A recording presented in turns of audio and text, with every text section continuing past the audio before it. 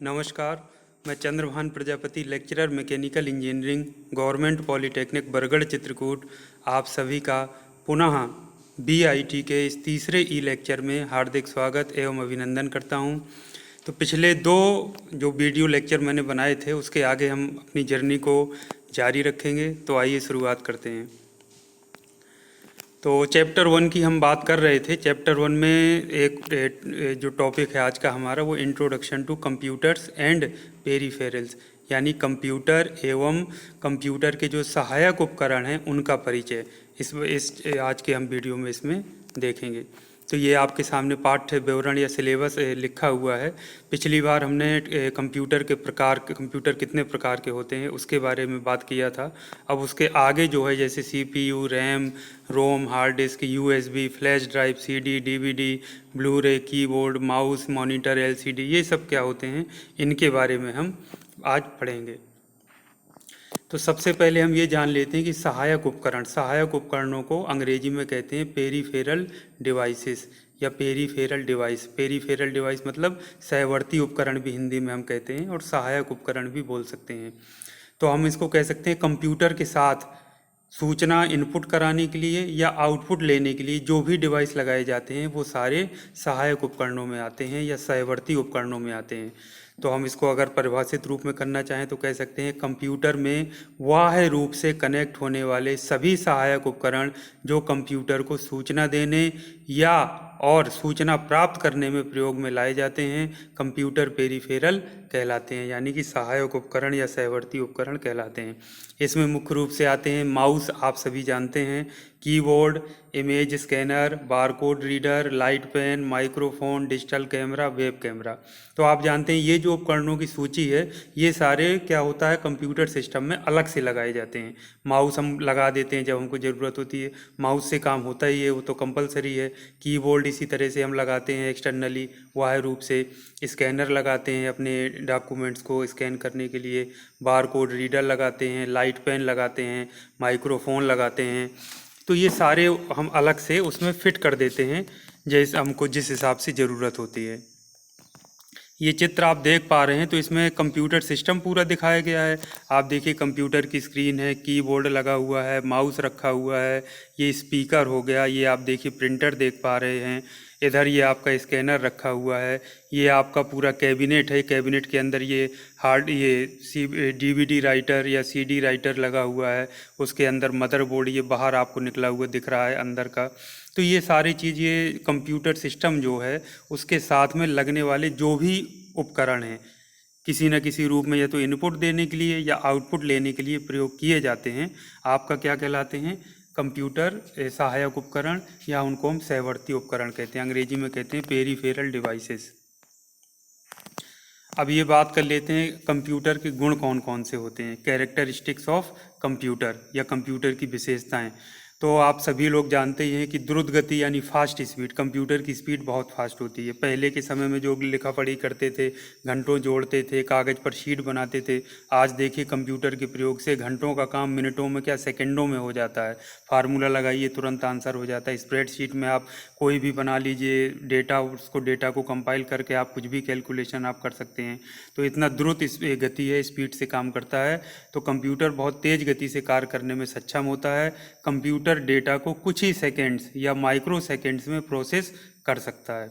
दूसरा क्या है, बोरियत ना होना, इसमें बोरियत नहीं होती है, आसानी से लगातार काम चलते रहते हैं, तुरंत संपादित भी हम कर सकते हैं, तो आदमी बोर नहीं होता है। वैसे दिन भर एक ही काम अगर किसी इंसान से कराते रहिए तो वो क्या होता है उसके अंदर एक तरह की बोरियत आ जाती है। तीसरा क्या है, मेमोरी क्षमता यानी मेमोरी पावर। कंप्यूटर की मेमोरी में डेटा को काफ़ी समय तक के लिए स्टोर किया जा सकता है और आवश्यकता पड़ने पर उसे संशोधित या पुनः प्रयोग में लाया जा सकता है। ये आप अच्छे तरह से जानते हैं। कंप्यूटर में हार्ड डिस्क होती है, एक्सटर्नल भी हार्ड डिस्क होती है, पेन ड्राइव, हम किसी भी तरह से किसी भी रूप में कंप्यूटर में डेटा हम फाइल आज बनाते हैं, वीडियो रख देते हैं, फ़ोटो रख देते हैं, तो आपको पता है लंबे समय तक स्टोर रहती हैं। जब हमारा मन होता है हम उसको देख लेते हैं, फिर हम उसको बंद कर देते हैं। तो आपको पता है मेमोरी क्षमता इसकी काफ़ी अधिक होती है, बहुत लंबे समय तक हम इसको डेटा को स्टोर कर सकते हैं और ये कभी ख़राब नहीं होता है। अब कंप्यूटर के उपयोग कौन कौन से हैं, तो कुछ क्षेत्रों पर नज़र डाल लेते हैं जहां पर कंप्यूटर का उपयोग बहुतायत से किया जा रहा है। जैसे एक तो सबसे ज़्यादा कंप्यूटर का लोग प्रयोग करते हैं इंटरनेट लगाकर ईमेल भेजने और प्राप्त करने में, लेखा संबंधी कार्यों में, इंटरनेट के माध्यम से देश दुनिया के समाचार प्राप्त करने में। आप कंप्यूटर में बैठ जाइए, नेट कनेक्ट कर लीजिए, आप न्यूज़ लगा लीजिए, सारे न्यूज़ चैनल उसमें आ जाएंगे, आप खबर देखते रहिए। गूगल में आप सर्च कर लीजिए। चौथा पॉइंट है मनोरंजन के लिए। आप सभी जानते हैं कंप्यूटर में आप गेम खेल सकते हैं, मूवी देख सकते हैं, गाने सुन सकते हैं, या अपने और भी तरह के मनोरंजन के कार्य आप कर सकते हैं। शब्द संसाधन में मतलब वर्ड की जो प्रोसेसिंग होती है। पुस्तक प्रकाशन में आप उसमें अपनी बुक बना सकते हैं ई बुक फॉर्म में। सामग्री प्रबंधन में, यानी जो मटेरियल है, मैटर है, उसको मैनेजमेंट अच्छे से व्यवस्थित तरीके से हर चीज़ आप रख सकते हैं। आठवां है वैज्ञानिक अनुसंधान तथा विकास कार्यों में। जो भी अनुसंधान कार्य, जो भी रिसर्च हो रहे हैं कहीं पर साइंटिफिक, उन सभी जगहों पर कंप्यूटर अवश्य प्रयोग किया जा रहा है, चाहे कोई बहुत बड़ा क्षेत्र हो, चाहे कोई छोटा या मीडियम क्षेत्र हो। दूर संचार क्षेत्रों में आप सब जानते हैं कंप्यूटर के बिना कोई काम हो ही नहीं रहा है। शिक्षा के प्रसार में, शिक्षा का हर जगह आजकल स्कूलों में, जो प्राइमरी स्कूल है वहाँ पर भी कंप्यूटर प्रोजेक्टर दे दिया गया है बच्चों को, ताकि पीपीटी के माध्यम से, वीडियो के माध्यम से पढ़ाया जा सके, उनको अच्छी एजुकेशन दिया जा सके, एनिमेशन वीडियो के माध्यम से उनको और अधिक उनको विकसित किया जा सके। तो शिक्षा के प्रसार में भी कंप्यूटर की बहुत बड़ी भूमिका है। कंप्यूटर सिमुलेशन में, सिमुलेशन मैंने आपसे बताया था, होता है किसी चीज़ को जीवंत करके देखना। मतलब बाहर एक्चुअल में जैसे कोई पाइप है, उसमें पानी प्रवाहित हो रहा है, घरों में पाइप होता है, पानी प्रवाहित होता है, तो वही चीज़ अगर हम एक पाइप कंप्यूटर सॉफ्टवेयर में बनाए, उसमें पानी प्रवाहित करें या कोई और लिक्विड तरल या कोई गैस प्रवाहित करें, तो उसको देखें, हर तरह से उसका एनालिसिस करें, वो कंप्यूटर सिमुलेशन कहलाता है। और आप जानते हैं कंप्यूटर एडेड डिजाइन एवं ड्राइंग में, ये तो आपके विषय ही हैं, आप लोग जानते हैं इंजीनियरिंग ड्राइंग जो चलता था, जो ड्राइंग हम बनाते हैं, उसमें भी कंप्यूटर एडेड ड्राइंग को या कंप्यूटर एडेड ड्राफ्टिंग को सम्मिलित कर दिया गया है। कैट का एक सब्जेक्ट पूरा मैकेनिकल में आ गया है। सिविल इंजीनियरिंग में भी कैट के नाम पर पूरा एक सब्जेक्ट आ गया है। तो ये कंप्यूटर एडेड डिजाइनिंग ड्राइंग में तो ये हर जगह उपयोग किया ही जा रहा है। अब कंप्यूटर के लाभ कौन कौन से होते हैं, वैसे देखा जाए तुलनात्मक रूप से तो सस्ता ही होता है। सस्ते भी कंप्यूटर आते हैं, बहुत महंगे भी आते हैं, तो जैसी ज़रूरत होती है। जो पर्सनल कंप्यूटर हैं आज के समय में बहुत सस्ते हैं, 15-20 हज़ार 25 हज़ार तक का कंप्यूटर एक नॉर्मल आसानी से मार्केट में उपलब्ध है। समय की बचत होती है भाई, आसानी से हर चीज़ आप कर लेते हैं, समय बच जाता है। संचार का सबसे अच्छा माध्यम है, कोई चीज़ मेल भेजनी है, रिसीव करनी है, और भी आजकल वीडियो कॉलिंग वगैरह भी हो जाता है वेबकैम की सहायता से। चौथा है इसे बहुत आसानी से समझकर इस पर कार्य किया जा सकता है। कोई भी व्यक्ति अगर उसको इंटरेस्ट है तो वो इसको सीख सकता है बहुत कम समय में, और इस पर आसानी से कार्य कर सकता है। जैसे आजकल एंड्रॉयड फ़ोन आते हैं, पहले कोई नहीं चलाना जानता था, लेकिन आज देखिए हर किसी को चलाना आता है। एक बार कोई सिखा दीजिए, आदमी काम करता है, 2-4 दिन अपने आप उसमें एक्सपर्ट हो जाता है। यही चीज़ कंप्यूटर का है। तो इससे किसी भी संसाधन को साझा करने में आसानी होती है। आपके पास कोई चीज़ रखी है फाइल, मान लीजिए मेरे पास वीडियो है, तो मैं क्या करता हूँ, कंप्यूटर की सहायता से या इंटरनेट लगा करके उसको साझा कर देता हूँ, दूसरे के साथ शेयर कर लेता हूँ, कहीं भी भेज देता हूँ। यह सभी प्रकार के फाइल को साझा कर सकते हैं। किसी भी तरीके की फाइल हो, आप उसको दूसरे के साथ शेयर कर सकते हैं। सातवां है इसमें डॉक्यूमेंट सामग्री स्टोर करने के लिए बहुत जगह होती है। तो स्पेस होता है उसमें, मैंने आपसे बताया हार्ड डिस्क होती है। हार्ड डिस्क में आप बहुत लंबे समय तक डॉक्यूमेंट या सामग्री आप स्टोर करके रख सकते हैं। अब कंप्यूटर के ये तो दुनिया का नियम है कि भाई एक सिक्के के दो पहलू होते हैं। अगर किसी चीज़ के कोई लाभ हैं तो कुछ ना कुछ उसके अलाभ या डिसएडवांटेजेस भी ज़रूर होंगे। तो आइए कंप्यूटर के भी कुछ वही अलाभ हम बात कर लेते हैं। पहला, लगातार यदि आप कंप्यूटर पर काम करते हैं तो भाई आँखों की समस्या आ सकती है, दृष्टि आपकी कमज़ोर हो सकती है, इसलिए थोड़ा रुक रुक कर काम करना चाहिए। लगातार बहुत सब लोग, घर वाले भी मना करने लगते हैं, आप बहुत देर कंप्यूटर पर बैठे रहिए, तो घर वाले भी बोलने लगेंगे कि बेटा आंखें ख़राब हो जाएंगी, मत बैठो। अनिद्रा की शिकायत हो सकती है। साइंटिफिकली ऐसा देखा गया है कि जो लोग बहुत लंबा समय कंप्यूटर पर बिताते हैं तो उनको रात में नींद ना आने की समस्या होती है। इस तरह गलत तरीके से उपयोग करने पर समय की बर्बादी होती है। यदि आप उसका पॉजिटिव वे में वर्क उसको नहीं लेते हैं, यूज करते हैं, गलत तरीके से आप गेम खेलने लगें, अपना समय बर्बाद करें, तो उससे अपना समय भी बर्बाद होगा, करियर भी ख़राब होगा। तो ये अगर हम गलत यूज, हमारे ऊपर है, अगर हम गलत तरीके से यूज करेंगे तो उससे हमारा क्या होगा, समय ख़राब होगा, नुकसान होगा। इससे शारीरिक गतिविधियों में कमी आती है। कंप्यूटर की सबसे बड़ी खराबी यही है कि आप बैठ जाइए कुर्सी में, आप कुर्सी लगाकर या चेयर में बैठे हुए हैं, लगातार काम कर रहे हैं, तो आपके हाथ पांव बिल्कुल वैसे रखे हुए हैं, तो इसलिए चलने फिरने की जो गतिविधि, जो फिजिकल एक्सरसाइज हो सकती है, वो उसमें नहीं हो पाती है। तो उससे कई सारी, जैसे लगातार बैठे रहने से गैस की प्रॉब्लम हो जाती है, कई लोगों को रीढ़ की हड्डी की प्रॉब्लम होती है, कई लोगों को गर्दन में पेन होने लगता है, नस खिंच जाती है या उसमें गर्दन पे मोच आ जाती है। इस तरीके की चीज़ें भी कई बार हो जाती हैं, नस खिंच जाना, गर्दन वो हो जाना, इस तरीके की चीज़ें, समस्याएं भी आती हैं, रीढ़ की हड्डी में प्रॉब्लम हो जाना, ये सब चीज़ें आ जाती हैं। रक्त परिसंचरण सही से नहीं हो पाता, एक ही स्थिति में आप बैठे हुए हैं बहुत ज़्यादा घंटों तक, 4-5 घंटे तक, तो वो नुकसानदायक होता है। ज़्यादा भोजन खाना और मोटापा बढ़ना, आप कंप्यूटर के सामने बैठे हैं, खाते चले जा रहे हैं, टहल आप रहे नहीं, फिजिकल एक्सरसाइज कर नहीं रहे हैं, तो मोटापा बढ़ता है। कमर और सर में दर्द की शिकायत हो सकती है। इंसान सामाजिक रूप से कटा कटा रहता है, जो बहुत ज़्यादा मोबाइल में अपना समय या फिर कंप्यूटर में ही आप मान लीजिए नेट लगाए बहुत समय बिता रहे हैं, तो लोगों से मिलने जुलने का मन नहीं करता। इंसान एक कटा कटा सा रहने लगता है, हर किसी से ना किसी से बात कर पाता है, ना ज़्यादा किसी को टाइम दे पाता है।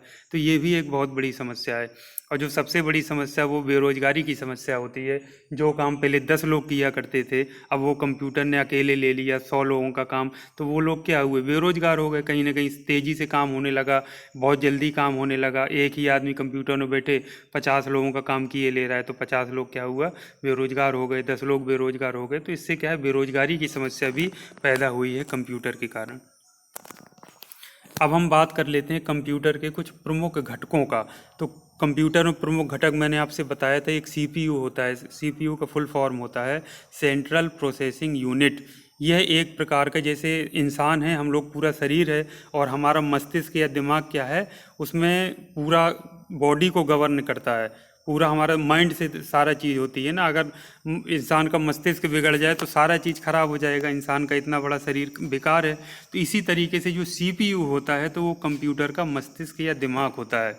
तो कंप्यूटर प्रोग्राम को रन कराने के लिए निर्देशों को सीपीयू द्वारा क्रियान्वित किया जाता है, एग्जीक्यूट किया जाता है। जो हम प्रोग्राम बनाते हैं तो वो सीपीयू उसको एग्जीक्यूट करता है या क्रियान्वित करता है। तो सीपीयू को इन निर्देशों को प्राप्त कर उनकी प्रोसेसिंग करके परिणाम प्रस्तुत करता है। तो सीपीयू को प्रोसेसर, सेंट्रल प्रोसेसर या माइक्रो प्रोसेसर इत्यादि नामों से भी जाना जाता है। तो सेंट्रल प्रोसेसिंग यूनिट, इसी में प्रोसेसर शब्द लिखा हुआ है, अब उसी को शॉर्ट में कई बार प्रोसेसर कह दिया, या कह दिया सेंट्रल प्रोसेसर है, या कह दिया माइक्रो प्रोसेसर है, इन नामों से भी हम जान सकते हैं। सीपीयू की कार्यप्रणाली को चित्र 12 में दर्शाया गया है। अभी चित्र 12 नेक्स्ट स्लाइड में मैं खोलूँगा, उसमें आप सारा चीज़ देख सकते हैं। तो सीपीयू के जो 3 प्रमुख अंग होते हैं उनको हम देख लेते हैं। पहला होता है कंट्रोल यूनिट। कंट्रोल यूनिट को शॉर्ट में क्या लिखते हैं, सीयू। कंट्रोल का सी, यूनिट का यू।